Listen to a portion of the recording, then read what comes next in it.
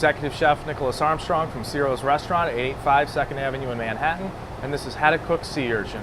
First thing we're going to do with our sea urchin, how we're going to cook it is we're going to make a tempura batter. Okay, I got 425 grams of flour. I've got 50 grams of baking powder.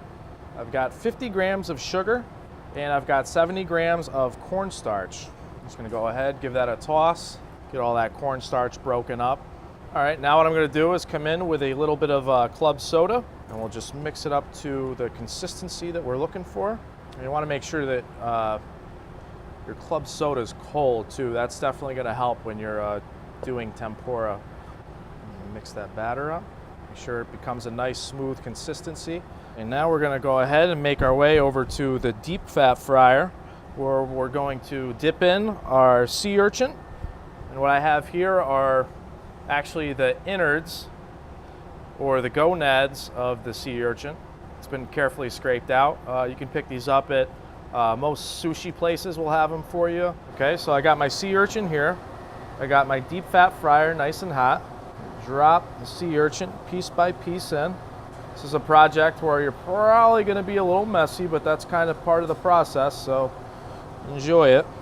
This process isn't going to take very long, because usually, like I said, when people eat these, it's usually raw anyway, so you're just kind of looking for the color of the for the tempura rather than the actual cooking of the sea urchin.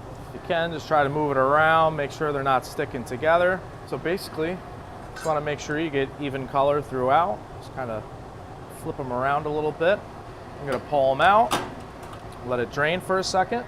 I do have a rag here that I'm going to let it kind of absorb the oil.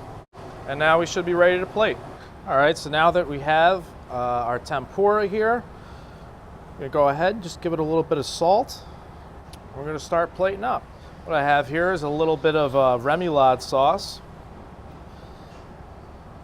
Let's put it at the bottom of each spoon. A remoulade is a Creole emulsion sauce made with aioli, red pepper, some cornichon, some spices. Really delicious if you haven't tried it. Go ahead, I got some pickled red cabbage here for some color, some texture, some of that acid.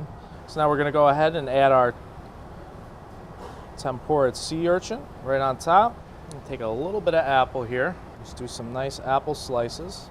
These make nice little bites for past hors d'oeuvres, things of that nature. We go ahead, put our spoons on our plate here. Got a little bit of chopped parsley just to top it all off. And there we have it. How to cook sea urchin. This has been Executive Chef Nicholas Armstrong from Ciro's Restaurant at 885 2nd Avenue in Manhattan. And this is how to cook sea urchin. Thank you for joining me in Ciro's Kitchen, where it's always about the flavor.